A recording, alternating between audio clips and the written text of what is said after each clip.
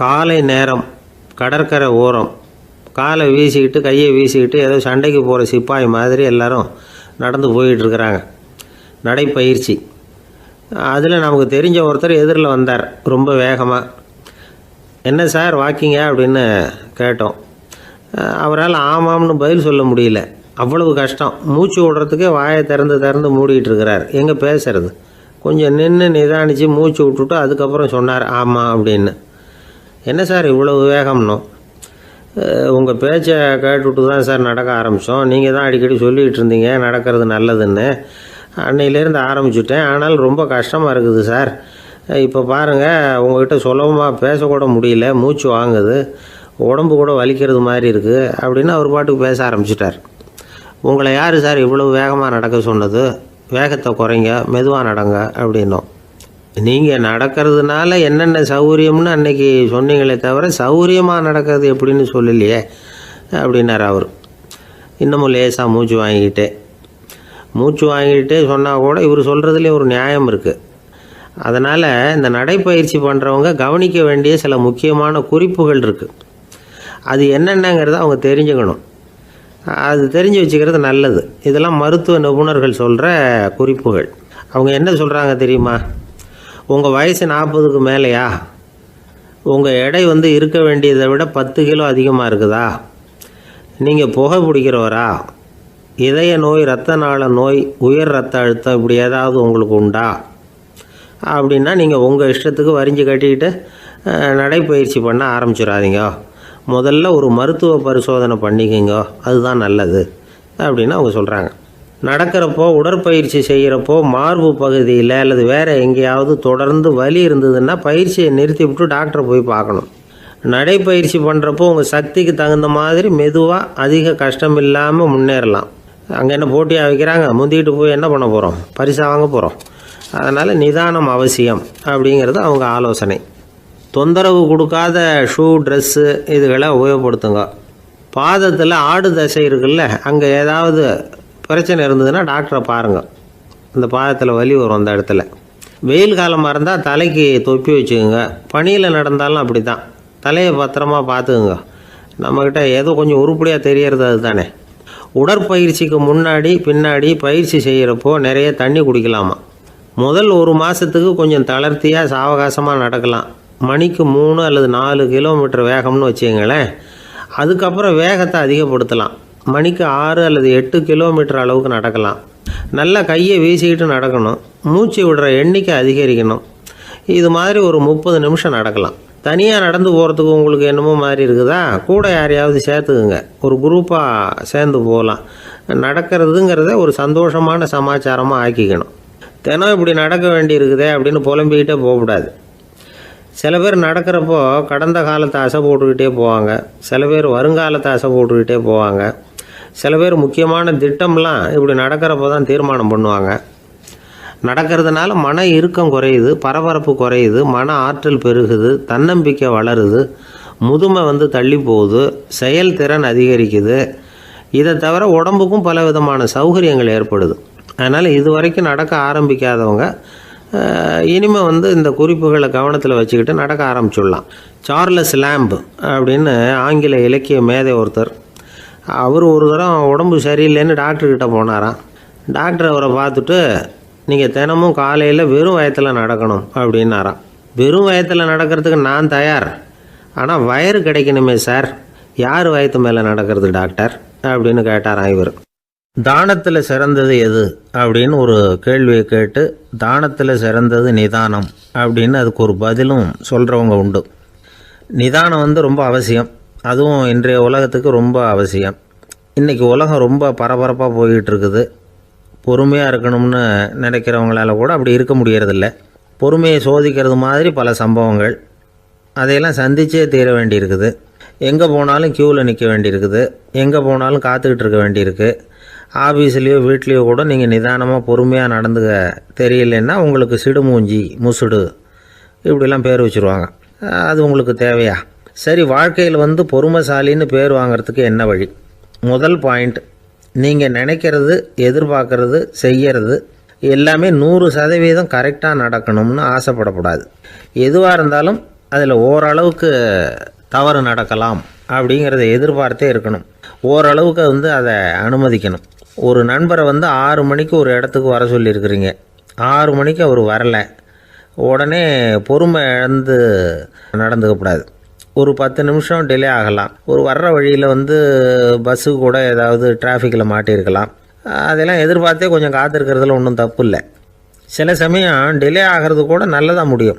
ஒரு பஸ்ஸை தவற விட்டுட்டு ஐயோ கொஞ்சம் ஒரு 2 நிமிஷம் முன்னாடி வந்திருந்தா பிடிச்சிருக்கலாமே அப்படின்னு தவிச்சிக்கிட்டு இருப்பாங்க சில பேர். அடுத்தபடியாக வர்ற பஸ்ஸு நேரடியாக நீங்கள் போக வேண்டிய இடத்துக்கே கொண்டு போய் விடுற பஸ்ஸாக கூட இருக்கலாம். அது உங்களுக்கு முன்னாடி தெரியாதுல்ல. சில நெருக்கடியான சூழ்நிலைகளை தமாஷா எடுத்துக்கிறதுக்கு பழகிக்கணும். சில இடங்களுக்கு போகிறப்ப காத்திருக்கிறதுக்கு நம்ம மனசை தயார்படுத்திக்கிட்டே போகணும். ஒரு ரயிலுக்கோ பஸ்ஸுக்கோ அல்லது விமானத்துக்கோ கப்பல் பிரயாணத்துக்கோ போகிறப்போ அங்கே போய் நீங்கள் மணிக்கணக்கில் கூட காத்துக்கிட்டு தான் இருக்கணும். புறப்படுற நேரம் கூட மாறலாம். நீங்கள் போய் சேர்ந்ததும் அது உடனே புறப்படணும்னு கட்டாயமாக என்ன? அது மாதிரி சமயத்தில் படிக்கிறதுக்குன்னு சில சுவாரஸ்யமான புத்தகங்களையும் கையில் எடுத்துக்கலாம். உங்களை சுற்றி எவ்வளவோ சுவாரஸ்யமான சம்பவங்கள் நடந்துக்கிட்டு இருக்குதுல்ல, அதையெல்லாம் வேடிக்கை பாருங்கள். எதுக்காக காத்துக்கிட்டு இருக்கிறோமோ அந்த காரியத்தில் உண்மையாகவே நமக்கு ஒரு அக்கறை இருந்தால் நமக்கு போர் அடிக்காது. சில கோயில்களில் பார்த்துருப்பீங்க, தரிசனத்துக்காக பக்தர்கள் நாள் கணக்கில் காத்துக்கிட்டு இருப்பாங்க. அவங்களெலாம் அழுத்துக்கிறது இல்லை. ஆண்டவனை தரிசிக்கணுங்கிற உண்மையான அக்கறை இருக்கிறதுனால அவங்களுக்கு போர் அடிக்கிறது இல்லை. ஆனால் சில சினிமா தியேட்டரில் கூட பார்க்கலாமே, சினிமா கியூ கூட அப்படி தான். சாயந்தரம் 6 மணி ஆட்டத்துக்கு காலம்பரம் 6 மணிக்கே போய் கூட காத்துக்கிட்டு இருப்பாங்க. அவங்களுக்கெல்லாம் போர் அடிக்காது, படம் பார்க்குற ஆர்வம். இன்னொரு முக்கியமான விஷயத்தை நாம் பழக்கப்படுத்திக்கணும். லிவ் ஃபார் தி மூமெண்ட் அப்படிங்கிறாங்க நிபுணர்கள். ரொம்ப பேர் எப்படின்னா அடுத்தபடியாக நடக்க போகிற விஷயத்திலேயே கவனமாக இருப்பாங்க. அந்த நினைப்புலேயே இந்த நிமிஷத்தை பொறுமை இல்லாமல் கழிப்பாங்க.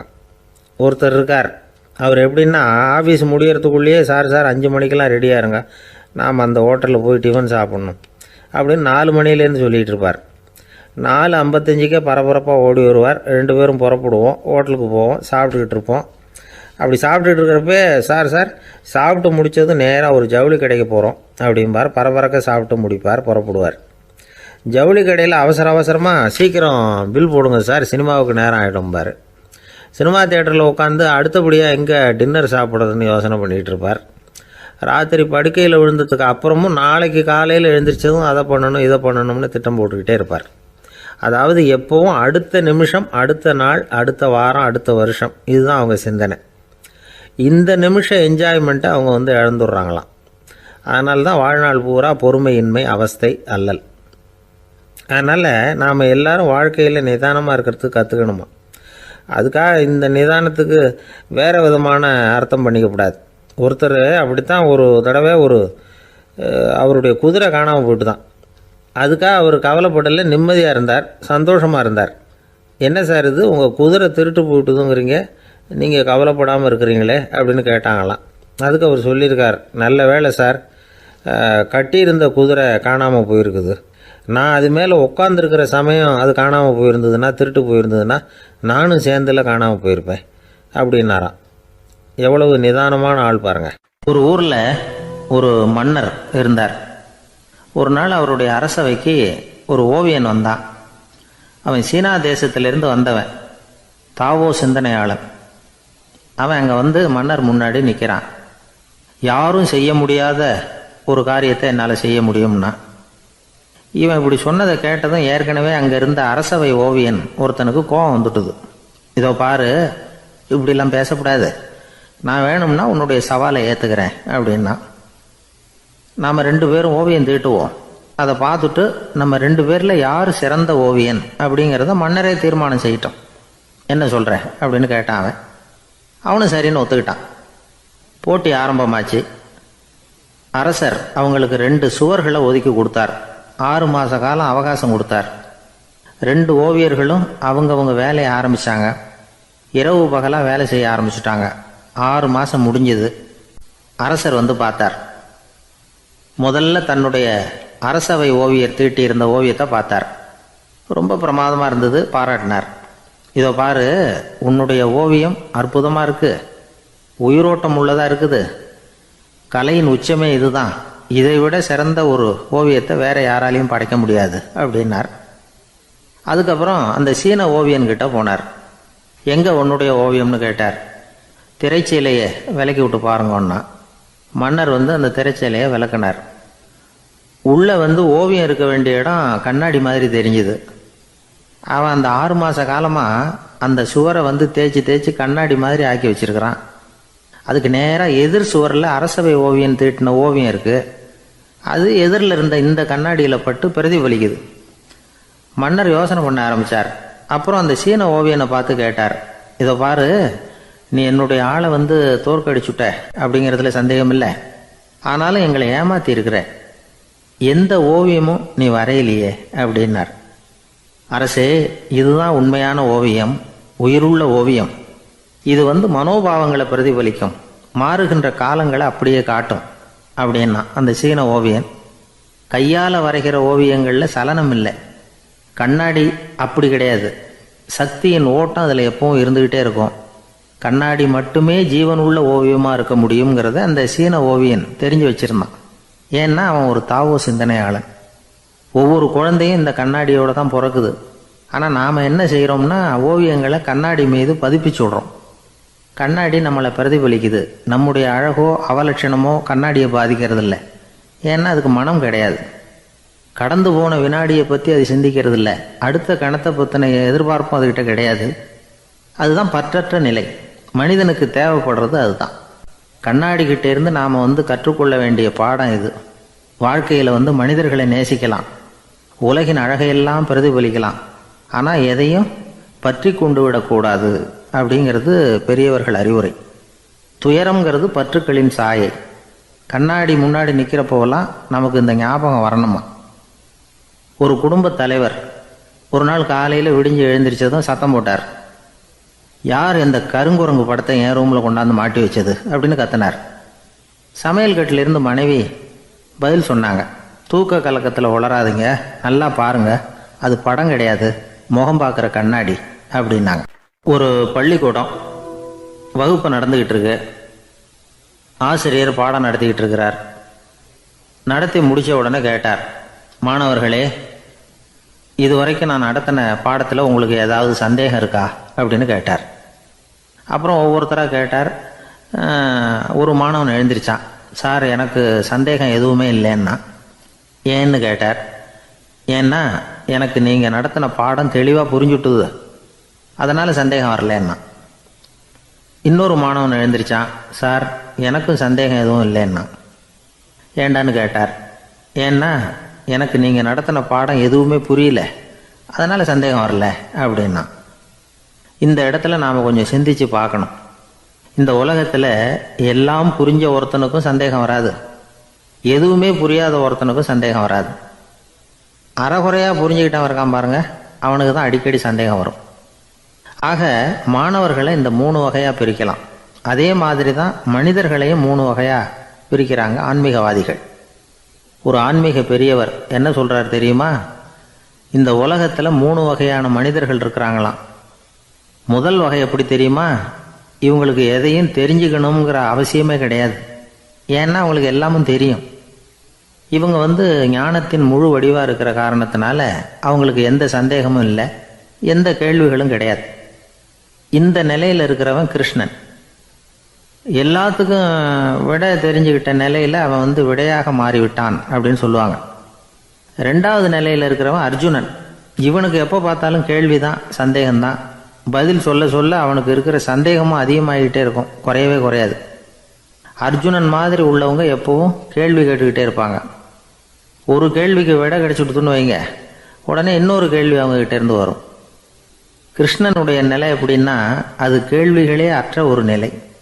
அர்ஜுனனுடைய நிலை எப்படின்னா அது கேள்விகளை தவிர வேறு எதுவும் அற்ற ஒரு நிலை.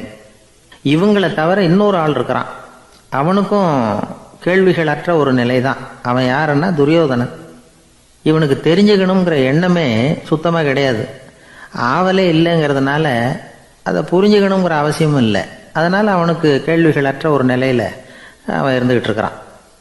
எல்லா பதிலும் தெரிந்து கொண்ட நிலையில் கிருஷ்ணனும் கேள்விகள் அற்ற நிலையில் இருக்கிறான். தெரிஞ்சுக்கணுங்கிற ஆவலே இல்லாத துரியோதனனும் கேள்விகள் அற்ற நிலையிலே இருக்கிறான். இப்படியும் இல்லாமல் அப்படியும் இல்லாமல் 2ம் கெட்டான நிலையில் இருக்கிறானே, அவன் தான் அர்ஜுனன். அதனால் பெரியவங்கள்லாம் என்ன சொல்கிறாங்கன்னா, இந்த உலகத்தில் அர்ஜுனன்களாக இருக்கிறவங்க ஒன்று துரியோதனனாக மாறிடணும், இல்லைன்னா கிருஷ்ணனாக மாறிடணும். இதை தவிர வேறு வாய்ப்பு இல்லை. துரியோதனன் மாதிரி உள்ளது விலங்கு நிலை, கிருஷ்ணன் மாதிரி உள்ளது தெய்வ நிலை. அர்ஜுனன் விலங்காவும் ஆக முடியல, தெய்வமாகவும் ஆக முடியல. இப்படி ரெண்டும் கெட்டானா இருக்கிற வரைக்கும் இந்த கேள்விகளும் பிரச்சனைகளும் இருந்துக்கிட்டே தான் இருக்கும்.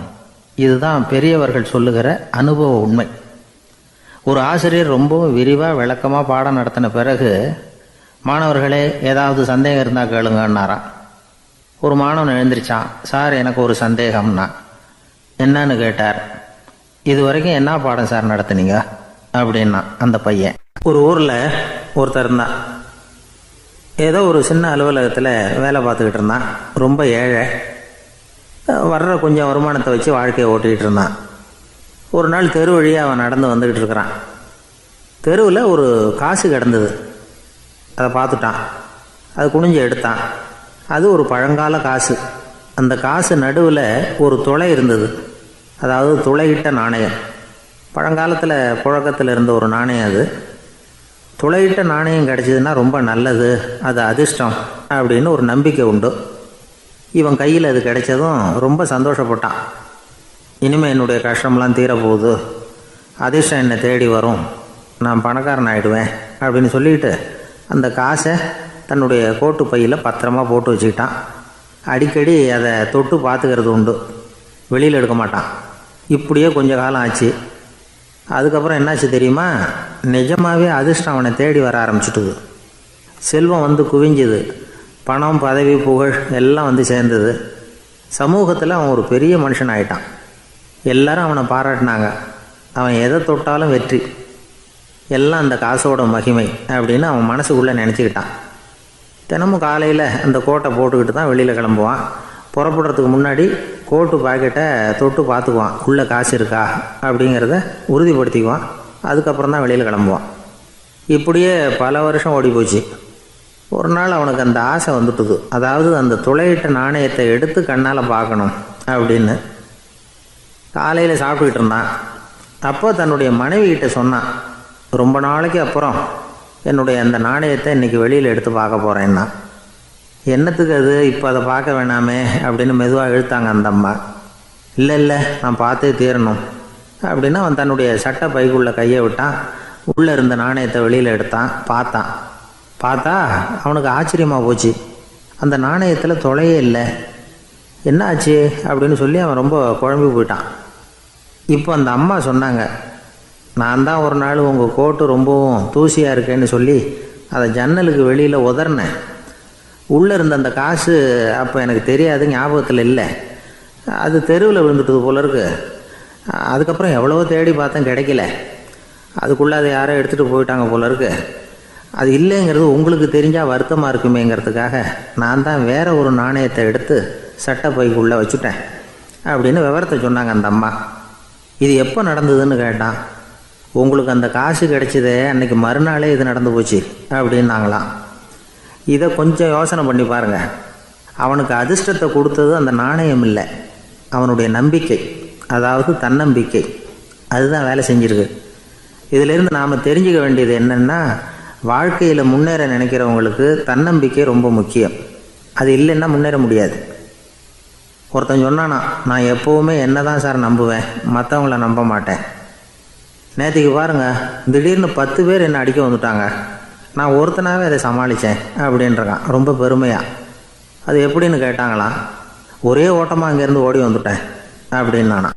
வாழ்க்கையில் ரொம்பவும் அடிபட்டு அல்லல் போட்டுக்கிட்டு இருக்கிற ஒருத்தர் வந்தார். மனசு ரொம்பவும் நொந்து போய் பேசினார்.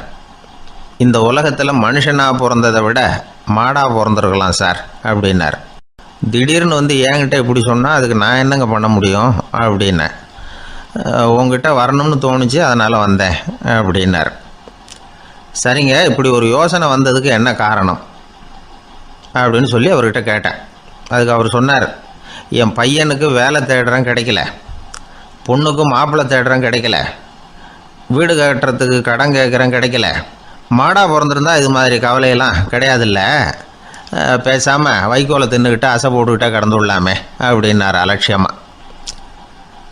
அதுக்கப்புறம் தான் அவர் சொன்ன கருத்தை நானும் கொஞ்சம் அசை போட ஆரம்பித்தேன் மனசுக்குள்ளே.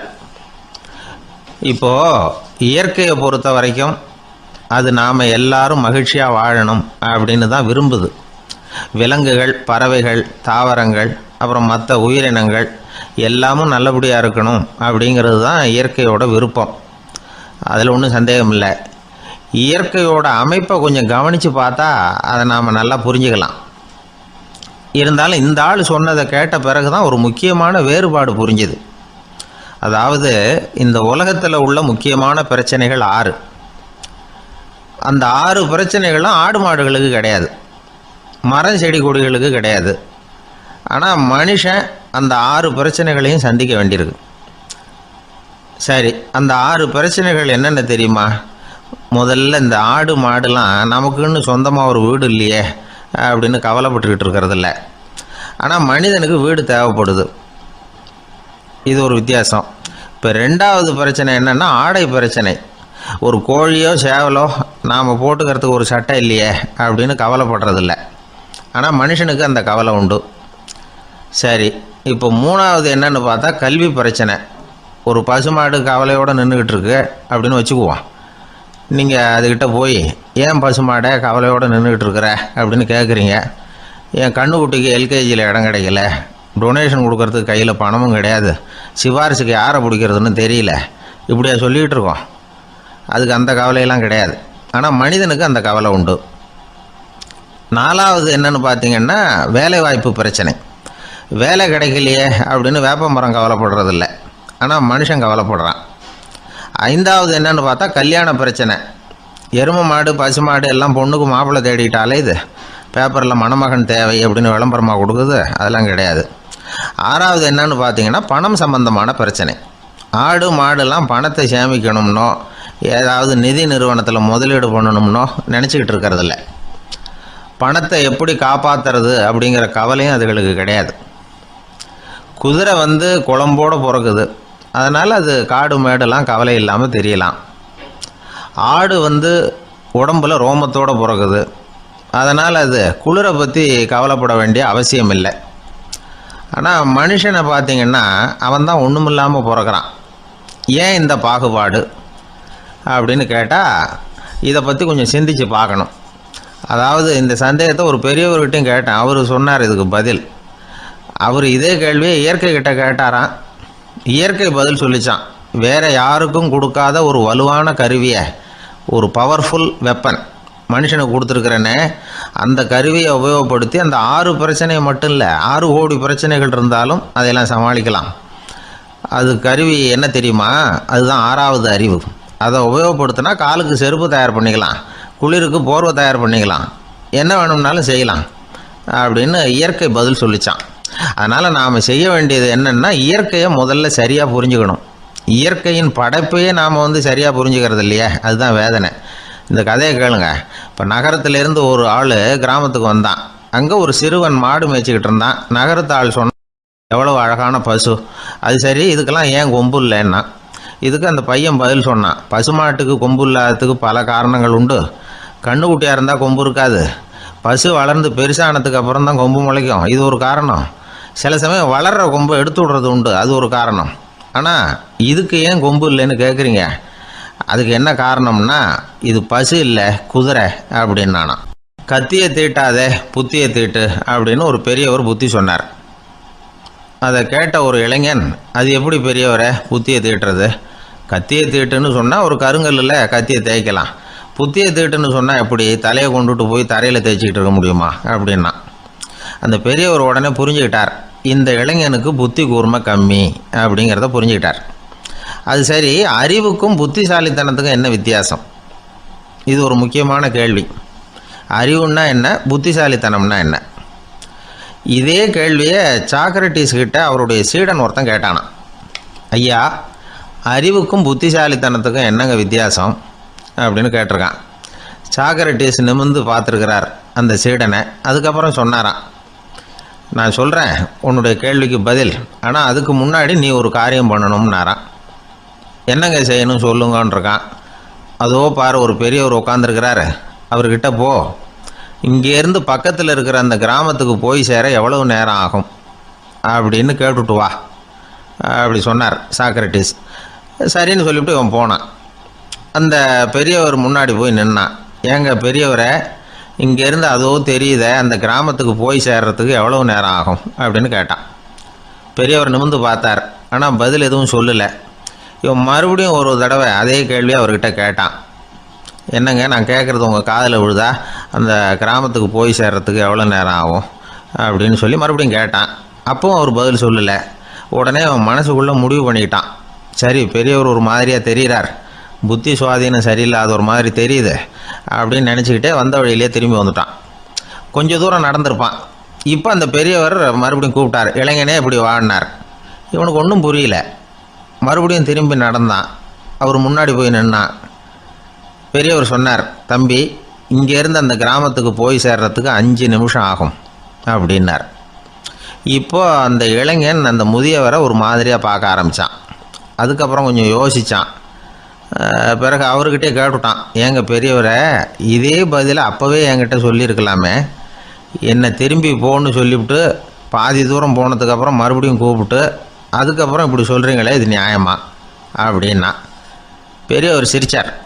அதுக்கப்புறம் சொன்னார், ஏன்பா, நீ எவ்வளவு வேகமாக நடக்கிறேங்கிறத பார்க்காம நீ கிராமத்துக்கு போய் சேர வேண்டிய நேரத்தை எப்படி என்னால் சொல்ல முடியும்? அதனால தான் உன்னை கொஞ்சம் தூரம் நடக்க விட்டு உன்னுடைய நடையின் வேகம், அந்த கிராமம் இருக்கிற தூரம் ரெண்டையும் கணக்கு போட்டு அதுக்கப்புறம் நேரத்தை சொன்னேன்னார். சீடன் வந்து தலை குனிந்தான். அப்படியே திரும்பி வந்து சாக்ரட்டிஸ் முன்னாடி நின்னான். சாக்ரட்டிஸ் இப்போ சொல்கிறார், தம்பி, அதுக்கு பேர் தான் புத்திசாலித்தனம். இந்த அறிவு கூர்மை வந்து எல்லா இளைஞர்களுக்கும் வரணும் அப்படிங்கிறதுக்காகத்தான் கத்தியை தீட்டாதே புத்தியை தீட்டு அப்படின்னு பெரியவங்கள்லாம் சொல்லிகிட்டு இருக்கிறாங்க. புத்தியை தீட்டுறவங்கெல்லாம் வாழ்க்கையில் அறிவாளியாகிறாங்க, தீட்டாதவங்க கோமாளியாகிறாங்க. இதுதான் இன்றைக்கி நடக்கிறது. அதனால் அறிவு கூர்மைங்கிறது வேற. இந்த காலத்து ஆசாமி ஒருத்தர் இன்னொருத்தரை பார்த்து கேட்டார், ஏங்க, ஒரு விமானம் இங்கேருந்து புறப்பட்டு 2 மணி நேரத்தில் மதுரைக்கு போய் சேருது. நல்லா கவனிங்க, ஒரு விமானம் இங்கேருந்து புறப்பட்டு 2 மணி நேரத்தில் மதுரைக்கு போய் சேருது அப்படின்னா என்னோடய வயசு என்னன்னு கேட்டார். இவர் கேட்குறதுல ஏதாவது அர்த்தம் இருக்கா? அதாவது இங்கேருந்து புறப்பட்டு 2 மணி நேரம் ஆகுது மதுரைக்கு போகிறதுக்கு, அப்படின்னா என் வயசு என்னன்னு கேட்குறாரு. இதை கேட்ட உடனே அவர் பதில் சொன்னார், அப்படின்னா உங்களோட வயசு 20 அப்படின்னார். எப்படிங்க அவ்வளவு கரெக்டாக சொன்னீங்க அப்படின்னு கேட்டார்.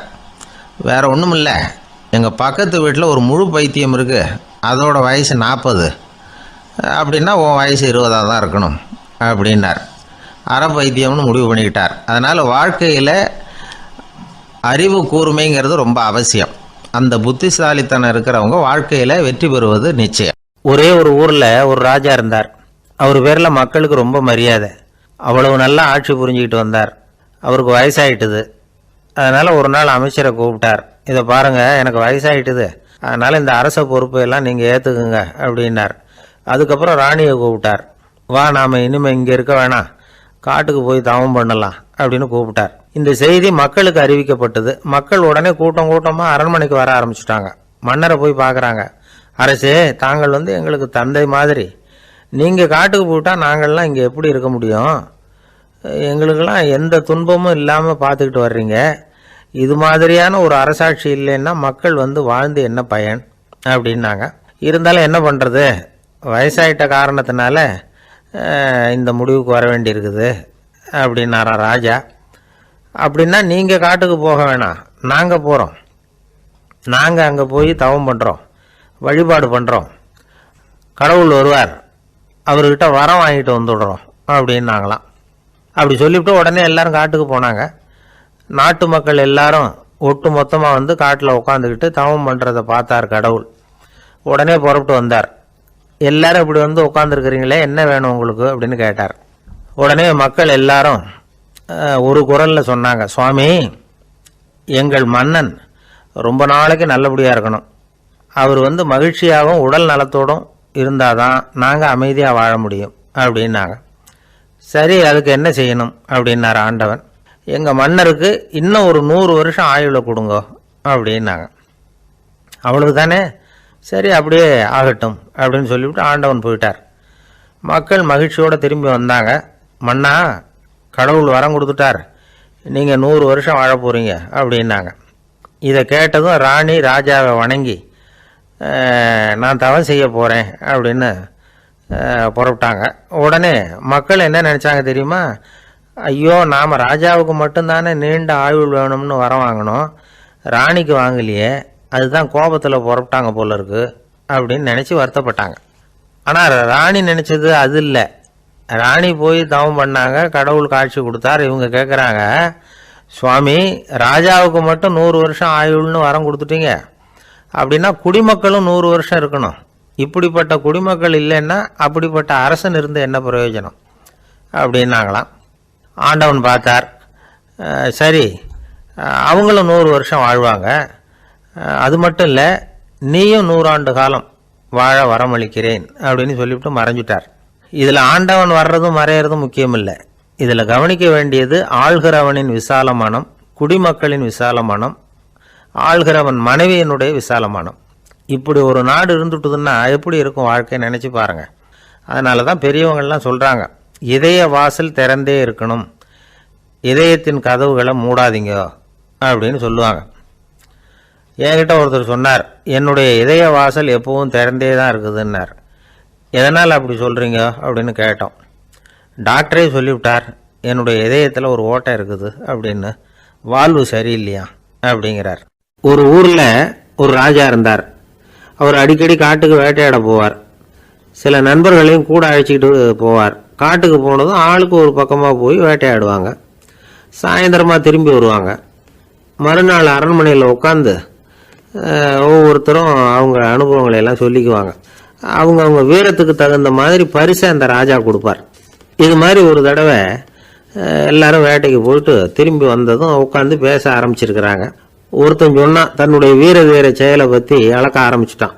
ஏன்னா அதுக்கு பரிசு கிடைக்க போகுதில்ல, அதனால். அவன் என்ன சொன்னான் தெரியுமா? அரசே, நேற்றுக்கு காட்டில் என்ன ஆச்சு தெரியுமா? எனக்கு நேராக ஒரு சிங்கம் வாயை திறந்துக்கிட்டு வந்துட்டுது. நான் பயப்படவே இல்லை. உடனே ஒரு கல்லை எடுத்து குறி பார்த்து வீசினேன். சிங்கத்து வாய்க்குள்ளே போய் அந்த கல் மாட்டிக்கிட்டுது. அவ்வளவுதான். அந்த சிங்கம் என்னை பார்த்துட்டு பயந்துட்டு ஒரே ஓட்டமாக திரும்பி ஓடி போயிட்டுது அப்படின்னா. ஆஹா பலே அப்படின்னு எல்லாரும் கை தட்டினாங்க. 2வது ஆள் ஒருத்தன் எழுந்திரிச்சான். அவன் சொல்ல ஆரம்பித்தான், அரசே, நான் போன வழியில் 2 பெரிய மலைப்பாம்பு கிடந்தது, என்னை மூழ்கிறதுக்கு வந்தது. நான் என்ன பண்ணேன் தெரியுமா? அந்த 2 பாம்போட வாலையும் ஒன்றா சேர்த்து முடிச்சு போட்டுட்டேன். அவ்வளவுதான். அது அங்கே இழுக்க இது இங்கே இழுக்க முடிச்சு நல்லா இறுகி போட்டுது அப்படின்றான். ஆஹா அற்புதம்னு சொல்லி எல்லாரும் கை தட்டினாங்களாம். அடுத்தபடியாக 3வது ஆள் ஒருத்தன் வந்தான். அவன் சொல்ல ஆரம்பித்தான், மன்னா, நான் போன பாதையில் குறுக்க ஒரு ஆறு, அதில் இறங்கி குளித்தேன். யாரோ காலை பிடிச்சி இழுக்கிறது மாதிரி இருந்தது. திரும்பி பார்த்தா ஒரு பெரிய முதலை. நான் உடனே அப்படியே ஒரு துள்ளல் துள்ளி அது முதுகில் போய் உக்காந்துக்கிட்டேன். அதை அப்படியே கரைக்கு நீந்த வச்சேன். கரைக்கு வந்து சேர்ந்ததும் அப்படியே ஒரே துள்ளி குதிச்சு கரைக்கு வந்துட்டேன் அப்படின்றான். அவன் தன்னுடைய வீரத்தை அப்படி சொல்லியிருக்கான். அடடா, எப்பேற்பட்ட வீரம் அப்படின்னு எல்லாரும் கை தட்டினாங்களாம்.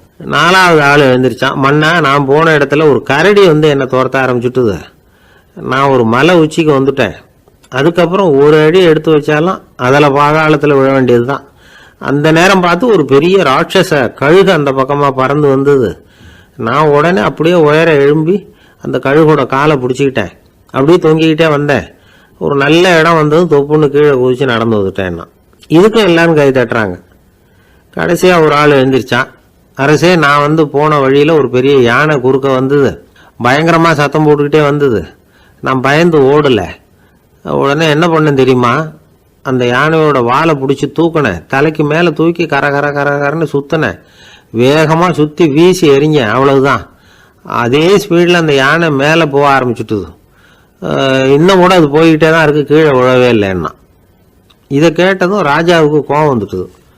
என்ன முட்டாள்னு நினச்சிக்கிட்டு பேசுறியா? யானையை வந்து நீ வாழை பிடிச்சி தூக்குன, அதை நான் நம்பணுமா அப்படின்னார். உடனே இவன் பணிவாக பதில் சொன்னான், அரசே, ஒரு சிங்கத்து வாயில் கல் மாட்டிக்கிட்டதை நம்புறீங்க, மலைப்பாம்பு வாழை பிடிச்சி முடிச்சு போட்டதை நம்புறீங்க, முதல்ல முதுகில் சவாரி பண்ணதையும் நம்புறீங்க, கழுகு காலை பிடிச்சிக்கிட்டு பறக்கிறதையும் நம்புறீங்க. அப்படி நம்புறப்ப நான் சொன்னதை மட்டும் நம்பக்கூடாதா அப்படின்னு கேட்டானான். பொய் சொன்னவங்கெல்லாம் தலையை தொங்க போட்டுக்கிட்டாங்களாம். ராஜா அவங்கள பார்த்து சொன்னாராம், நீங்கள் எல்லாரும் என்னை முட்டாளாக்கி இருக்கிறீங்க. கடைசியாக பேசின இவன் தான் எனக்கு உண்மை எது பொய் எதுங்கிறத புரிய வச்சிருக்கிறான். இவன் தான் உண்மையான தைரியசாலி அப்படின்னு சொல்லி அவனுக்கே பரிசையெல்லாம் கொடுத்து பாராட்டினாராம். இப்படி ஒரு கதை. உண்மையை நிலைநாட்டுகிறவன் தான் உண்மையான வீரன் அப்படிங்கிறத இதிலிருந்து நாம் புரிஞ்சுக்கணும். இந்த காலத்துல எல்லாம் பொய் சொன்னாதான் பிழைக்க முடியுங்கிறது ஒரு சில பேரோட நம்பிக்கை. ஒரு அப்பாவுக்கு தன் மகனுக்கு பொய் சொல்ல தெரியலையேங்கிற கவலை. பொய் சொன்னாதான் இந்த உலகத்தில் பிழைக்கலாம், ஆனால் இவனுக்கு அது தெரியலையே, அதனால் இவனை அழைச்சிட்டு போய் நடுக்கடலில் விட்டுட்டு வந்துடுவோம் அப்படின்னு அழைச்சிட்டு புறப்பட்டான். கடற்கரைக்கு போனான். மகனுக்கு சந்தேகம், எங்கேப்பா என்னை அழைச்சிட்டு போகிறேன்னு கேட்டிருக்கான். கடலில் மீன் பிடிக்க கற்றுக் கொடுக்க போகிறேன் உனக்கு அப்படின்னானா. நான் ஏற்கனவே மீன் பிடிச்சிட்டேனேன்னானா இவன் மகன். எங்கே அதுன்னு கேட்டிருக்கான் அப்பங்காரன். சுட்டு சாப்பிட்டுட்டேன்னு இருக்கான் புள்ள. அப்பங்காரன் பார்த்தான், சரி நம்ம புள்ள பொழைச்சிக்கோ அப்படின்னு சொல்லி திருப்பி அழைச்சிட்டு வந்துட்டானா. இணை புரியாத 2 நண்பர்கள் இருந்தாங்களாம். 2 பேரும் விடாமல் சிகரெட்டு குடிக்கிறவங்க. அதில் ஒருத்தன் செத்து போட்டான். இன்னொருத்தன் அதுக்கப்புறம் 2 சிகரெட்டாக குடிக்க ஆரம்பிச்சானா. ஏன் இப்படி பண்ணுறேன்னு கேட்டிருக்காங்க. நான் ஒரு சிகரெட்டு தான் குடிக்கிறேன், செத்து போன என்னுடைய ஃப்ரெண்டு இருக்கானே செத்து போனவன், அவனுக்காக இன்னொரு சிகரெட்டு குடிக்கிறேன் அப்படின்னு நானா. இது ரொம்ப ஆபத்து, விட்டுடு அப்படின்னு சொல்லியிருக்காங்க. சரின்னு ஒத்துக்கிட்டான். ஆனால் அதுக்கப்புறமும் ஒரு சிகரெட் விதமாக குடிச்சிக்கிட்டே இருந்தான். சிகரெட்டு பழக்கத்தை நீ இன்னும் விடலையான்னு கேட்டாங்களாம். அந்த பழக்கத்தை நான் எப்போ விட்டுட்டேன், இப்போ நான் குடிக்கிறது என் ஃப்ரெண்டுக்காக அப்படின்னு நானா. இவங்கெல்லாம் எப்படி திருந்துறது? அளவுக்கு மிஞ்சினால் அமிர்தமும் நஞ்சு அப்படின்னு சொல்லுவாங்க. அது உண்மைதான். ஒருத்தருக்கு அளவுக்கு மீறிய புகழ் வந்துட்டுதுன்னு வச்சுங்க, அது கூட ஆபத்தா போயிடுறது உண்டு. பழங்காலத்துல எல்லாம் கிரேக்க தேசத்துல ஒரு பழக்கம் உண்டாம். அதாவது யாராவது ஒருத்தரை நாடு கடத்தணும்னா அதுக்கு ஒரு வழி உண்டு. அதாவது ஒருத்தரை நாடு கடத்தணும்னு மக்கள் விரும்புகிறாங்கன்னு வச்சுங்களேன், அவர் பேரை ஒரு மண்பாண்ட ஓட்டுச்சில்லில் எழுதி அதை ஒரு குறிப்பிட்ட பொது இடத்துல போட்டுற வேண்டியது, அவ்வளவுதான். இது மாதிரி பல பேர் போட்டுக்கிட்டே இருப்பாங்க. எல்லாம் அப்படியே குவிஞ்சு போயிடும். அந்த ஓட்டாஞ்சில்லு குவியலில் யாருடைய பேர் அதிகமாக இருக்குதோ அந்த நபரை ஒரு 10 ஆண்டுகள் நாடு கடத்தி விடுவாங்க. இது அந்த ஊர் வழக்கமாக. ஒரு நாள் அந்த குவியலுக்கு பக்கத்தில் ஒரு ஆள் நின்றுக்கிட்டு இருக்கிறான். அவன் கையில் ஒரு ஓட்டாஞ்சில்லு வச்சிருக்கிறான். அதில் யாரோட பேரையோ எழுதணும், எழுதி அந்த இடத்துல போடணுங்கிறது அவன் ஆசை. ஆனால் அவன் படிக்காதவன், அதனால் எழுத தெரியல. யாராவது அந்த வழியாக வர்றாங்களான்னு பார்த்துக்கிட்டே நின்றுக்கிட்டு இருந்தான். ஒரு பெரியவர் வந்துக்கிட்டு இருந்தார். அவர்கிட்ட ஓடினான். கையில் இருந்த மண்பாண்ட சில்லை கொடுத்தான். ஐயா, இதில் ஒரு பேர் எழுதி கொடுங்களேன்னா. அந்த பெரியவர் அதை வாங்கி கையில் வச்சுக்கிட்டு, என்ன பேர் எழுதணும் சொல்லு அப்படின்னா. இவன் சொன்னான், அரிஸ்டைடிஸ் அப்படின்னு எழுதுங்க அப்படின்னா. இதை கேட்டதும் அந்த பெரியவருக்கு அதிர்ச்சி. ஏன்னா அவர் தான் அரிஸ்டைடிஸ், தத்துவ மேதை அரிஸ்டைடிஸ் அவர். இருந்தாலும் நான் தான் அதுங்கிறத காட்டிக்காம அந்த ஆளுகிட்ட கேட்டார். அது சரிப்பா, அரிஸ்டைடிஸ்ங்கிற பேரை எழுத சொல்ற, அவர் உனக்கு என்ன கெடுதல் பண்ணார், அவர் பேரை இதில் எழுத சொல்றிய அப்படின்னு கேட்டிருக்கார். அதுக்கு இவன் சொன்னானா, அவர் எனக்கு எந்த கெடுதலும் பண்ணல, அவரை நான் பார்த்தது கூட இல்லை அப்படின்ட்டுருக்கான். அப்புறம் எதுக்காக அவரை நாடு கடத்தணும்னு நீ ஆசைப்படுற அப்படின்னு கேட்டிருக்கார். இப்போ அந்த ஆள் சொல்கிறான், அரிஸ்டைடஸை பற்றி எல்லாரும் பேசுகிறாங்க, அவர் ரொம்ப நல்லவர், அவர் ஒரு பெரிய அறிவாளிங்கிறாங்க, அவர் ஒரு பெரிய வள்ளல், பேரறிஞர், இப்படி எல்லாரும் சொல்கிறத கேட்டு கேட்டு எனக்கு ரொம்ப அழுத்து போயிட்டுது, அதனால தான் வெறுப்பாயிட்டேன் அப்படின்னு நானும். இதிலேருந்து என்ன தெரியுது? நாம் நல்லவனாக இருக்கிறதுல ஒன்றும் இடைஞ்சல் இல்லை. ஆனால் நம்மளை நல்லவன் நல்லவன் எல்லாரும் சொல்ல ஆரம்பிச்சிட்டாங்கன்னு வச்சுக்கோங்க, அப்போ இடைஞ்சல் ஆரம்பம்னு அர்த்தம். எதுவுமே அளவுக்கு மிஞ்சி போகாமல் பார்த்துக்க வேண்டியது ரொம்ப அவசியம். அளவுக்கு அதிகமாக ஆசைப்படாதவங்களில் ஆபிரகாம் லிங்கனும் ஒருத்தரான். அவர் ஒரு தடவை தன்னுடைய நண்பர்கள்கிட்ட பேசிக்கிட்டு இருந்தாராம். ஒருத்தர் கேட்டிருக்கார், ஒரு மனுஷனுக்கு கால்கள் எவ்வளோ உயரம் இருக்கணும் அப்படின்னு கேட்டாராம். இதுக்கு ஆபிரகாம் லிங்கன் சொன்னாராம், அது என்ன, இடுப்புலேருந்து தரையை தொடுற அளவுக்கு உயரம் இருந்தால் போதும் அப்படின்னாராம். ஆரம்ப காலத்தில் ஒரு குரு, அப்போ ஒரு சீடன் இருந்தான். அது வேடிக்கையான குரு, வேடிக்கையான சீடன். ஒரு ஆசிரமம். ஒரு நாள் ஒருத்தன் அவசரமாக அந்த குருவை தேடி வந்திருக்கிறான். என்ன விஷயம்னு விசாரித்தார் குரு. உங்கள் சீடர் என்னை அடிச்சுட்டார் அப்படின்னு புகார் பண்ணானா அந்த ஆள். குரு சீடனை கூப்பிட்டார். அடிச்சே அந்த ஆளை அப்படின்னு கேட்டாராம். ஆமான் இருக்கான் சீடன். ஏன் அடிச்சே அப்படின்னு கேட்டாராம். இந்த ஆள் உங்களை பற்றி மட்டமாக பேசிவிட்டான், என்னால் அதை தாங்கிக்க முடியல, அதனால தான் அடிச்சுட்டேன்றான். அப்படி என்ன பேசினா அப்படின்னு கேட்டாராம். உன்னுடைய குருநாதர் இப்போல்லாம் அர்த்தமில்லாமல் பேச ஆரம்பிச்சுட்டார் அப்படின்னு சொல்லிவிட்டான், அதனால தான் அடிச்சுட்டேன் அப்படின்னு நானாம். அதுக்காக அடித்தே அப்படின்னாராம். நான் அதுக்காக அடிக்கலை குருவே, இப்பெல்லாம் நீங்கள் அர்த்தம் இல்லாமல் பேசுகிறதாக அவன் சொல்கிறான், அப்படின்னா இதுவரைக்கும் நீங்கள் அர்த்தத்தோடு பேசினதாகத்தானே அர்த்தம், அது தப்பு தானே, அதனால தான் அடித்தேன் அப்படின்னு நானாம். ஒரு பெரியவர் உட்கார்ந்துருக்கிறார், அவரை சுற்றி அவருடைய தோழர்கள் உட்கார்ந்துருக்கிறாங்க. ஏதோ ஒரு முக்கியமான செய்தியை அவர் அவங்களுக்கு சொல்லிகிட்டு இருக்கிறார். அவங்களும் ஆர்வமாக கேட்டுக்கிட்டு இருக்கிறாங்க. இந்த சமயத்தில் யாரோ ஒரு ஆள் வேகமாக அங்கே வர்றார். வர்ற வேகத்திலேயே எனக்கு ஏதாவது உதவி செய்யுங்க அப்படின்னு கேட்டுக்கிட்டே வர்றார். கேட்கறது உதவி, ஆனால் குரல் மிரட்டுறது மாதிரி இருக்குது, அதட்டி கேட்கறது மாதிரி இருக்குது. இதை கேட்டதும் அந்த பெரியவர் ஆத்திரப்படலை, ஆனால் அவரை சுற்றி இருந்தவங்க ஆத்திரப்பட்டாங்க. இதை பெரியவர் கவனித்தார். கொஞ்சம் அமைதியாக இருங்கன்னார். வந்தவரை கூப்பிட்டார். அவருக்கு சில பொருள்களை கொடுத்தார். என்னங்க இப்போ உங்களுக்கு மகிழ்ச்சி தானே அப்படின்னார். அப்படின்னு அலட்சியமாக அவர் சொல்கிறார். நான் உங்களை நல்ல முறையில் நடத்தினேன்னா அப்படின்னு கேட்குறாரு அவர் மறுபடியும். அதெல்லாம் ஒன்றும் இல்லை அப்படின்னு சொல்லி அவர் சொல்லிகிட்டு இருக்கிறாரு. குரலில் கடுமை குறையில. சுற்றி இருந்தவங்களால இதை பொறுத்துக்க முடியல. கோபத்தோடு அவரை நோக்கி நெருங்க ஆரம்பித்தாங்க. பெரியவர் அவங்களையெல்லாம் தடுத்து நிறுத்தினார். வந்தவரை வாங்க என்னோட அப்படின்னு சொல்லி அழைச்சிட்டு போனார். வீட்டுக்கு போனார். அங்கே போனதும் இன்னும் சில பொருள்களை எடுத்து அவர்கிட்ட கொடுத்தார். இப்போ திருப்தி தானே, நான் உங்ககிட்ட நல்ல முறையில் நடந்துக்கிட்டேனா அப்படின்னார். அவர் முகம் இப்போ தான் கொஞ்சம் மலர்ந்தது. ரொம்ப நன்றி, இறைவன் உங்கள் குடும்பத்துக்கு எல்லா நன்மைகளையும் செய்வான் அப்படின்னு சொன்னார். இதே வார்த்தைகளை என்னுடைய தோழர்கள்கிட்டே சொல்லிட்டீங்கன்னா அவங்க கோபம் தணிஞ்சிரும், வர முடியுமான்னார்.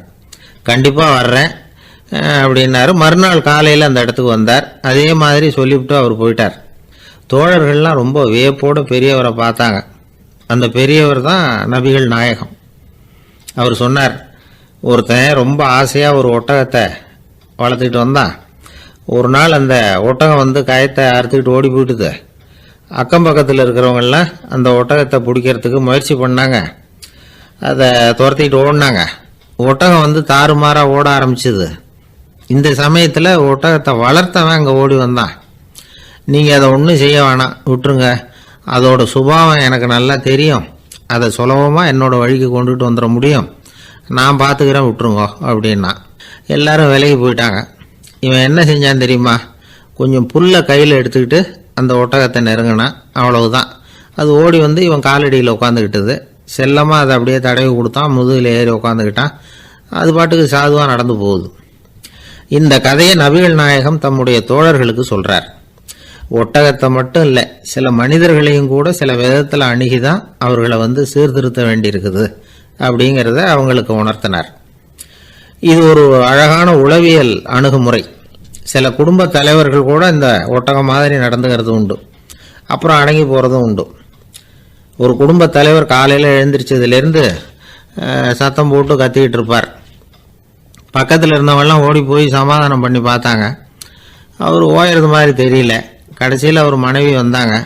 நீங்கள் எல்லாம் விலகி போயிடுங்க, அவர் சுபாவம் எனக்கு தெரியும், நான் பார்த்துக்கிறேன் அப்படின்னாங்க. சரின்னு எல்லாரும் போயிட்டாங்க. சாயந்தரமாக பார்க்குறாங்க, அவர் சத்தம் இல்லாமல் ஒரு மூலையில் உட்காந்துருக்கிறார். ரொம்ப சாதுவா. ஆச்சரியமாக இருந்தது. என்னம்மா பண்ணீங்கன்னு கேட்டாங்க.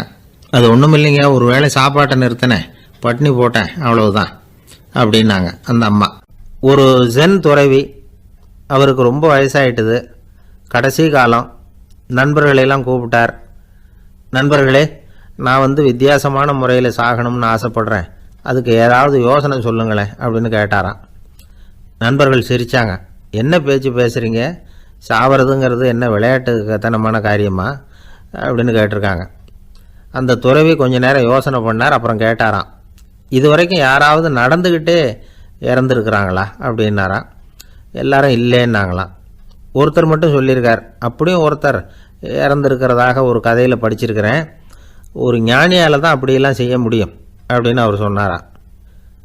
சரி, அப்படின்னா அந்த முறை நமக்கு வேணாம், நின்றுக்கிட்டே யாராவது உயிரை விட்டுருக்காங்களா அப்படின்னு விசாரிச்சாராம். அப்படியும் ஒருத்தர் இறந்துருக்கிறார் அப்படின்னாங்களாம். மறுபடியும் அந்த துறவி யோசனை பண்ணியிருக்கிறார். ஏதாவது வித்தியாசமான முறையில் நாம் போகணும் அப்படிங்கிறது அவருடைய விருப்பம்.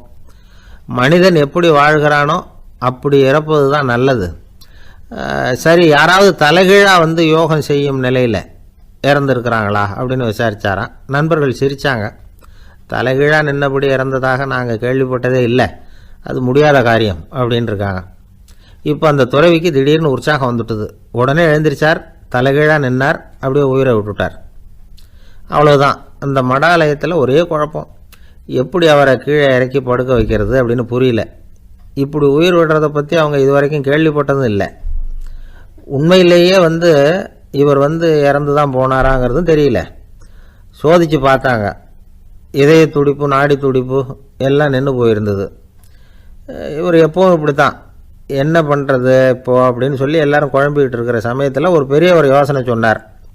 இந்த துறவியோட மூத்த சகோதரி பக்கத்து மடாலயத்தில் இருக்கிறாங்க, அவங்கள இங்கே அழைச்சிட்டு வந்தால் ஏதாவது வழி கிடைக்கும் அப்படின்னார். அந்த அம்மாவுக்கு 90 வயசு. அழைச்சிட்டு வந்தாங்க. ஒரு குச்சியை ஊன்றிக்கிட்டு அப்படியே மெதுவாக நடந்து வந்தாங்க. தம்பி தலைகீழாக நின்று உயிர் விட்டு இறக்கிறத பார்த்தாங்க. தம்பின்னு கூப்பிட்டு பார்த்தாங்க, ஒன்றும் காணோம். உடனே என்ன பண்ணாங்க, தன்னுடைய கைத்தடியால் தம்பியோட உடலை ஒரு தட்டு தட்டினாங்க. ஏப்பா, சாகிறப்பவும் உன்னுடைய குறும்புத்தனத்தை விடலையா? இப்படியாடா சாகிறது, ஒழுங்காக செத்து தொலை அப்படின்னாங்களாம். அவ்வளவுதான். உடனே அந்த துறவி திரும்பி நேராக நின்னார். அக்கா கோவப்படாத, நான் ஒழுங்காக சாகிறேன், எப்படி செத்தா என்ன, எல்லாம் எனக்கு ஒன்று தான் அப்படின்னு சொல்லிவிட்டு அப்படியே தரையில் படுத்து உயிரை விட்டாராம். அதுக்கப்புறம் அந்த அம்மா கோலை கையில் எடுத்துக்கிட்டு அப்படியே திரும்பி கூட பார்க்காம அவங்க பாட்டுக்கு போயிட்டாங்களாம். மரணத்தை ஒரு விளையாட்டாக ஆக்கிய அந்த துறவிக்கு வாழ்க்கையே ஒரு விளையாட்டாக தான் இருந்திருக்குது. எந்த நோக்கமும் இல்லாமல் செயல்படுறதுன்னா என்னங்கிறதும் அவருக்கு தெரிஞ்சிருக்குது. பயனை எதிர்பார்க்காமல் பணி செய்து வாழ்ந்து மறைந்த மகான் அவர். தம்முடைய தொழிலை விளையாட்டு போல செய்ய தெரிஞ்சவருக்கு வாழ்க்கையே ஒரு விளையாட்டாக மாறிடும். எல்லாமே விளையாட்டாகி விடுகிற போது மரணமும் விளையாட்டாகிவிடும் அப்படிங்கிறது தான் அந்த தத்துவம். ஆனால் அதுக்கு முன்னாடி உங்களுக்குள்ளே இருக்கிற உண்மையான நடிகனை நீங்கள் அடையாளம் கண்டுபிடிக்கணும்.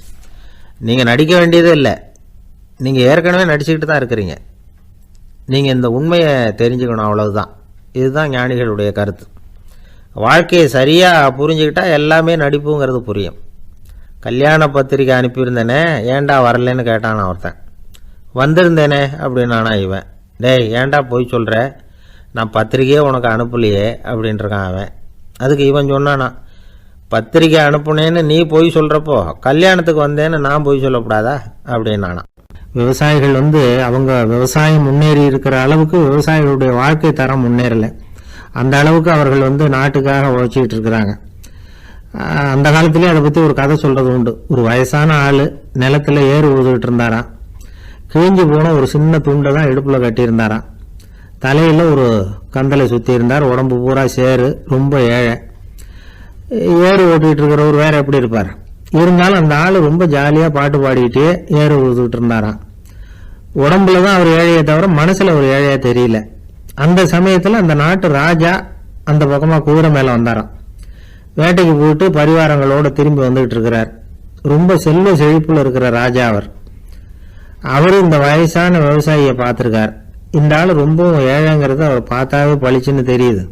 கட்டிக்கிறதுக்கு நல்ல துணி இல்லை, உடம்போ இழைச்சி போயிருக்குது, வயது முதுகுல போய் ஒட்டிக்கிட்டு இருக்கு, கண்ணு குழு விழுந்து போயிருக்குது.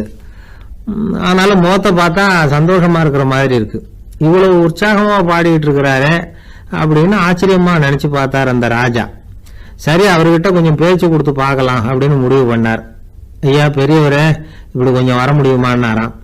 பொழுது போகிறதுக்குள்ளே நான் இந்த வயல் பூரா உழவு ஓட்டி ஆகணும், அதனால் பேசுறதுக்கு நேரம் இல்லை அப்படின்னாராம் அந்த பெரியவர்.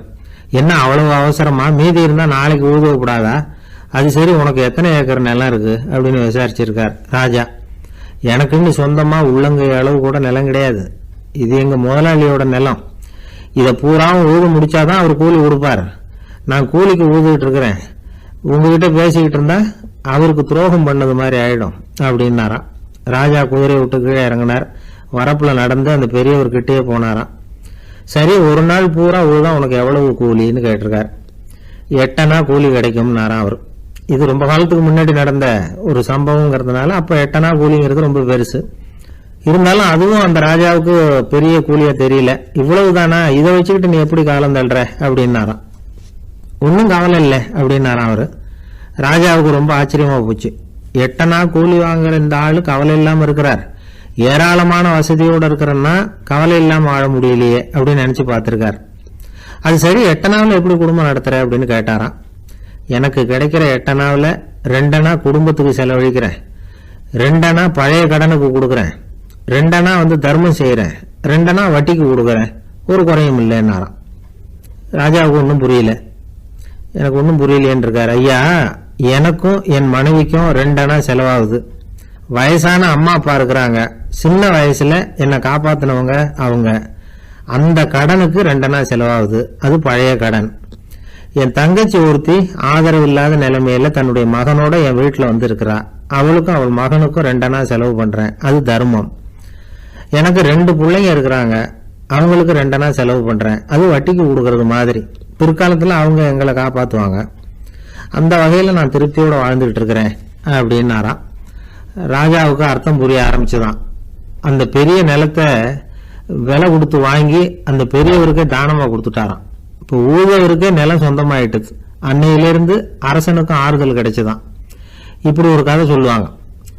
8 அணா வருமானத்தை வச்சுக்கிட்டு எப்படி காலத்தை தள்ளுறதுன்னு சொல்றதுக்காக இந்த கதையை சொல்றதாக யாரும் தப்பா நினைச்சுக்க கூடாது. கிடைக்கிறத எப்படி பங்கு போடுறார், எப்படி திருப்தியா வாழறார் அப்படிங்கிறது தான் முக்கியம். அது மாதிரி இன்றைக்கு இந்த பொங்கல் திருநாள்ல உழவர்கள் மனசு மகிழ்ச்சியா இருந்ததுன்னா அது எல்லாரும் மகிழ்ச்சியா இருக்கிறது மாதிரி அர்த்தம். அதனால அவர்கள்ட்ட இருந்து நாம பாடம் கத்துக்கணும். சில உழவர்கள் தங்கள் நிலத்துல விளையறத தாங்கள் சாப்பிட மாட்டாங்க, அடுத்தவங்கள்ட்ட வித்துட்டு சந்தையில போய் வேற அரிசி வாங்கிட்டு வந்துதான் இவங்க சாப்பிடுவாங்க. அப்படிப்பட்ட விவசாயிகள்லாம் இது உண்டு. பங்கிடுகிற பண்பை உழவர்கள்ட்ட இருந்து கற்றுக்கொள்ளுங்கள் அப்படிம்பாங்க. ஒரு ஆள் நிம்மதியா மகிழ்ச்சியா இருந்தானா, உங்க நிம்மதிக்கும் மகிழ்ச்சிக்கும் என்ன காரணம்னு கேட்டிருக்காரு இன்னொருத்தர். என்கிட்ட இருந்தது பூராவையும் என் பிள்ளைங்களுக்கு சமமா பங்கு போட்டு கொடுத்துட்டேன், எனக்குன்னு எதுவுமே வச்சுக்கல, அதுதான் நிம்மதிக்கு காரணம்னு இருக்கான். உங்ககிட்ட இருந்தது எவ்வளவு இருந்தது அப்படின்னு கேட்டிருக்காரு அவரு. மொத்தமா ஒரு 50,000 ரூபாய் இருக்கும் அப்படின்னு இருக்கான். அவ்வளவும் பணமாவே இருந்ததா அப்படின்னு கேட்டிருக்காங்க அவங்க. இல்லைங்க, அவ்வளவும் கடன், அதை தான் பிரிச்சு கொடுத்துருக்கேன் பிள்ளைங்க கிட்ட அப்படின்னு நானும். அவன் நம்பிக்கை இல்லைன்னா இந்த உலகத்தில் நாம் நடமாடவே முடியாது. அவநம்பிக்கையோடு இருந்துக்கிட்டு இருந்தால் என்றைக்கும் அவஸ்தை தான். நாம் நம்புறது நடக்குதோ இல்லையோ அது வேற விஷயம். ஆனால் எதையும் நம்பி தான் நாம் அடி வைக்க வேண்டியிருக்கு. வேற ஒன்றும் வேணாம், ஒரு லாட்ரி சீட்டு வாங்குகிறோம், அது எங்கே நமக்கு விழப்போகுது அப்படிங்கிற அவநம்பிக்கையோடவா வாங்குகிறோம். பரிசு நமக்கு தான் அப்படிங்கிற நம்பிக்கை உள்ளூர இருக்கிறதுனால தான் அதை வாங்குகிறோம். இருந்தாலும் முடிவு வேறு மாதிரி ஆகிடுது, அதுக்காக மனசு சோர்ந்து போகிறதில்ல, அடுத்த மாதமும் சீட்டு வாங்குகிறோம். இந்த நம்பிக்கை தான் மனித வாழ்க்கைக்கு ஆதாரம். ஒரு கடையில் போய் டீ சாப்பிட்றீங்க, அந்த டீ நல்ல டீ தானா, அதில் விஷம் கலந்துருக்குமா அப்படிங்கிற சந்தேகம் வந்துட்டுதுன்னு வச்சுங்க. அதுக்கப்புறம் அதை எப்படி நீங்கள் சாப்பிட முடியும்? நம்பி தான் சாப்பிட்ணும். ரயில் ஒழுங்காக போய் சேருங்கிற நம்பிக்கை இருக்கிறதுனால தான் அதில் ஏறி உட்காடுறோம். லெட்டர் ஒழுங்காக போய் சேருங்கிற நம்பிக்கை இருக்கிறதுனால தான் பெட்டியில் போடுறோம். சரி, நம்ம கதையெல்லாம் நம்மளோட இருக்கட்டும். மனித நம்பிக்கை எந்த அளவுக்கு உறுதியாகவும் அறிவுபூர்வமாகவும் இருக்கணுங்கிறதுக்கு அலெக்சாண்டர் வாழ்க்கையில் நடந்த ஒரு சம்பவத்தை உதாரணமாக சொல்லலாம். இந்த உலகத்தையே ஜெயிக்கணும்னு புறப்பட்டார் அலெக்சாண்டர். ஒரு கட்டத்தில் அவர் சிட்னஸ் நதி கரைக்கு சேர்ந்தார். அந்த சமயத்தில் அவருக்கு கடுமையான நோய் வந்துட்டுது. அவர் கூடவே வந்திருந்த கிரேக்க வைத்தியர்கள் என்னென்னமோ முயற்சியெல்லாம் பண்ணி பார்த்தாங்க. இருந்தாலும் அலெக்சாண்டருக்கு வந்திருக்கிறது என்ன நோய்ங்கிறத அவங்களால கண்டுபிடிக்க முடியல. ஏன்னா அந்த பகுதியில் உள்ளவங்களுக்கு மட்டுமே அதிகமாக வரக்கூடிய ஒரு வினோதமான நோயாக இருந்தது அது. ஆனால் அவர் இருக்கிற இடம் எதிரியோட இடம், பாரசீக மன்னனோட ஆளுகைக்கு உட்பட்ட இடம். என்ன பண்ணுறது அப்படின்னு எல்லாரும் யோசனை பண்ணாங்க. பாரசீக மன்னனோட அரண்மனையில் இருக்கிற வைத்தியர் வந்தால் இந்த நோயை குணப்படுத்தி விடுவார் அப்படின்னு சொன்னாங்க. இருந்தாலும் எதிரியோட நாட்டில் இருக்கிற வைத்தியரை கூப்பிட்டு எப்படி நம்பி வைத்தியம் பார்க்க சொல்கிறது அப்படின்னு சொல்லி எல்லாரும் தயங்கினாங்க. ஆனால் அலெக்சாண்டர் தயங்கலை. பரவாயில்ல, அழைச்சிட்டு வாங்கன்னு விட்டார்.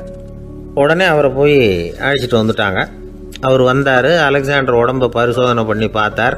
சரி, இதை குணப்படுத்தி விடலாம், பயப்பட வேண்டியதில்லை. ஆனால் இதுக்கு ஒரு மூலிகை ரசம் தயார் பண்ணி கொடுக்கணும். நான் போய் அதை தயார் பண்ணிவிட்டு 2 நாளில் திரும்பி வந்துடுறேன் அப்படின்னு சொல்லிவிட்டு போனார் அந்த வைத்தியர். அதே மாதிரி 2 நாளில் திரும்பி வந்தார் மூலிகை ரசத்தோட. இதுக்கு இடையில் அலெக்சாண்டரோட தளபதிகளில் ஒருத்தர் ரகசியமாக ஒரு எச்சரிக்கை கடிதம் கொடுத்து அனுப்பியிருக்கிறான். அதை வாங்கி என்ன விஷயம்னு பார்த்தார். இப்போ உங்ககிட்ட வந்திருக்கிற எதிரி நாட்டு வைத்தியரை நம்பாதீங்க, அவன் கொண்டுகிட்டு வந்திருக்கிற மூலிகை ரசத்தில் விஷம் கலந்துருக்குது அப்படின்னு அதில் எழுதியிருக்கு. அதை பார்த்தார் அலெக்சாண்டர். இருந்தாலும் கொஞ்சம் கூட அலட்டிக்கல. வைத்தியர் கொடுத்த மருந்தை வாங்கி கடகடன்னு குடிச்சுட்டு அதுக்கப்புறம் அந்த கடிதத்தில் இருந்த விஷயத்தை அந்த வைத்தியர்கிட்ட சொன்னார். வைத்தியர் திகைச்சு போயிட்டார். தன் மேலே அலெக்சாண்டர் வச்சிருக்கிற நம்பிக்கையை பார்த்து அவருக்கு ரொம்ப வியப்பு. வைத்தியர் உண்மையிலேயே நல்ல மருந்து தான் கொண்டுகிட்டு வந்து கொடுத்துருக்கிறார், அதில் விஷம்லாம் எதுவும் கலக்கலை. அதுக்கப்புறம் அலெக்சாண்டர் அந்த வைத்தியரை பார்த்து சொன்னாராம், நம்பிக்கைங்கிற அச்சாணியை ஆதாரமாக வச்சுக்கிட்டு தான் இந்த உலகம் சுற்றிக்கிட்டு இருக்குது. எனக்கு எதிரியாக இருந்தாலும் பாரசீக மன்னர் ரொம்ப பெரியவர். அப்பேற்பட்ட மன்னருடைய அரண்மனை வைத்தியர் தொழில் நேர்மை இல்லாதவராக இருக்க மாட்டார். அப்படி இருந்தால் அவரை அரண்மனை வைத்தியராக வச்சிருக்கவே மாட்டாங்க அப்படின்னு நம்பினேன். என்னுடைய நம்பிக்கை வீண் போகலை அப்படின்னாராம். இதுதான் மானுட நம்பிக்கைங்கிறது. இந்த காலத்துலேயும் இது மாதிரி இந்த மானுட நம்பிக்கையை ரொம்பவும் சாமர்த்தியமாக கையாளுகிற கெட்டிக்காரங்க சில பேர் இருக்கிறாங்க. இந்த காலத்து குரு, அவருக்கு ஒரு சிஷ்யன். குரு முன்னாடி அந்த சிஷ்யன் ரொம்ப பணிவாக நின்று, குருவே உங்கள் கையால் விஷத்தை கொடுத்தாலும் அதை வாங்கி மடமடன்னு குடிச்சிருவேன் அப்படின்னா. உன்னுடைய குரு பக்தியை மெச்சினேன் அப்படின்னார் குரு. அதுக்கு அந்த சிஷ்யன், அப்படி இல்லை குருவே, உங்ககிட்ட சிஷ்யனாக இருக்கிறத விட உங்கள் கையால் விஷத்தை வாங்கி குடிச்சு விடுறது ரொம்ப நல்லது, அதனால தான் அப்படி சொன்னேன் அப்படின்னா. ரொம்ப நாளைக்கு முன்னாடி ஒரு நாள் கோவலன் நாடகம் நடந்தது. எங்கள் மதுரையில் நடந்தது. அதில் ஒரு முக்கியமான கட்டம். கண்ணகி கிட்ட சிலம்பை வாங்கிக்கிட்டு அதை விற்கிறதுக்காக மதுரை நகருக்கு புறப்படுறான் கோவலன். அந்த சமயத்தில் கண்ணகி பாடுற மாதிரி ஒரு நாடக பாடல் நாடக ஆசிரியர் எழுதினது. அது என்ன பாட்டுன்னா, மா பாவியோர் கூடி வாழும் மதுரைக்கு மன்னா போகாதீர் என்று அப்படின்னு ஆரம்பிக்கும் அந்த பாட்டு. இதுதான் அந்த பாட்டு. இதை கண்ணகி மேடையில் பாடின உடனே கூட்டத்தில் சலசலப்பு. நம்ம ஊர்லேயே நமக்கு முன்னாடியே நின்றுக்கிட்டு மா பாவியோர் கூடி வாழும் மதுரை அப்படின்னு சொல்கிறாங்களே, என்ன தைரியம் அப்படின்னு எல்லாம் குழப்பம் பண்ண ஆரம்பிச்சிட்டாங்க. மக்கள் சத்தம் போட ஆரம்பிச்சிட்டாங்க. எதிர்ப்பு குரல் அது பாட்டுக்கு வர அதிகமாக போட்டுது. கொண்டுக்கிட்டு வா அந்த நாடக ஆசிரியரை, எழுதுனது யார் அப்படின்னு ஒரே சத்தம், கூச்சல். வேறு வழி இல்லை. மெதுவாக மேடைக்கு வந்தார் அந்த நாடக ஆசிரியர். 4 பக்கத்திலிருந்தும் கேள்வி கணைகள். மக்களை பார்த்து கொஞ்சம் அமைதியாக இருங்கோ அப்படின்னு சொல்லிவிட்டு தன்னுடைய விளக்கத்தை சொல்ல ஆரம்பித்தார் அந்த நாடக ஆசிரியர். மா அப்படின்னு சொன்னால் திருமகளாகிய லட்சுமி அப்படின்னு அர்த்தம். பா அப்படின்னா கலைமகளாகிய சரஸ்வதி. வி அப்படின்னா மலைமகளாகிய பார்வதி. மா பாவியோர் அப்படின்னா திருமகளும் கலைமகளும் மலைமகளும், இவங்க மூவரும் அப்படின்னு அர்த்தம். இந்த 3 பேரும் வாழ்கின்ற மதுரை புனிதம் நிறைந்தது, சகல செல்வங்களும் நிறைஞ்சது. அப்படிப்பட்ட ஊரில் நான் அணிந்து கொள்ளும் இந்த சாதாரண சிலம்பை யார் வாங்கிக்குவாங்க அப்படிங்கிற எண்ணத்தோடு தான் கண்ணகி அப்படி சொல்கிறா. அதை நினச்சி தான் நான் எழுதினேன். ஆகவே மதுரையை ரொம்ப சிரமப்படுத்தணும், ரொம்ப மோசமாக எழுதணும் அப்படிங்கிற எண்ணம்லாம் எனக்கு கிடையாது. பெருமைப்படுத்தணும்னு நினச்சி தான் அப்படி எழுதினேன் அப்படின்னு விளக்கம் கொடுத்தாராம். இந்த விளக்கத்தை கேட்டதும் எல்லாரும் ரொம்ப சமாதானம் ஆயிட்டாங்களாம். இப்படி விளக்கம் கொடுத்த அந்த நாடக ஆசிரியர் யார் தெரியுமா? அவர் தான் தமிழ் நாடக உலகின் முதல் ஆசான் சங்கரதாஸ் சுவாமிகள். அவருக்கு நகைச்சுவை உணர்வும் அதிகம். 1920ஆம் ஆண்டு திருநெல்வேலியில் அவர் தங்கியிருக்கிறார் நாடகம் நடத்துறதுக்காக. அவர் தங்கியிருந்த வீட்டில் கொசு மூட்டைப்பூச்சி அதிகமாக இருந்திருக்கு. அவரால் தூங்கவே முடியல. அவர் அனுபவித்த தொல்லைகள் ஒரு பாட்டாக உருவாச்சு. வேடிக்கையாக ஒரு பாட்டு எழுதினாராம். மூட்டையும் கொசுவும் ஒரு வீட்டிலே மீட்டிங் போட்டால் முன்னே நிற்க யாரால் முடியும்? கொசு மோகன ராகம் போல சத்தம் போட்டு முன்னே நின்று செய்திடும் யுத்தம். இதை மறுநாள் நாடகத்தில் கோமாளி வேஷம் போட்ட ஒரு சிறுவனை விட்டு பாட வச்சிருக்காரு. எல்லாரும் சிரித்து ரசித்தாங்களாம். சங்கரதாஸ் சுவாமிகள் கல்யாணமே பண்ணிக்கல, துறவி மாதிரியே வாழ்ந்திருக்கார். தமிழ் நாடக கலைக்கு தன்னையே அர்ப்பணம் பண்ணிக்கிட்டவர் அவர். 1922 நவம்பர் மாதத்தில் ஒரு நாள் புதுச்சேரியில் அவர் வாழ்க்கை முடிஞ்சுது. அப்போ அவருக்கு வயசு 55. சங்கரதாஸ் சுவாமிகள் நாடக ஆசிரியர் மட்டும் இல்லை, மேடை நாடக இயக்குனர், தயாரிப்பாளர். அவரே ஒரு சிறந்த நடிகர். ஒரு தடவை சாவித்திரி நாடகத்தில் இவர் யமதர்மனா வேஷம் போட்டு நடிச்சிருக்கிறார். நாடகம் பார்த்துக்கிட்டு இருந்த கருவுற்ற ஒரு பெண்மணிக்கு பயத்தினால அங்கேயே குழந்தை பிறந்துட்டு தான். அந்த நிகழ்ச்சிக்கு அப்புறம் இவர் இந்த வேஷம் போடுறப்போ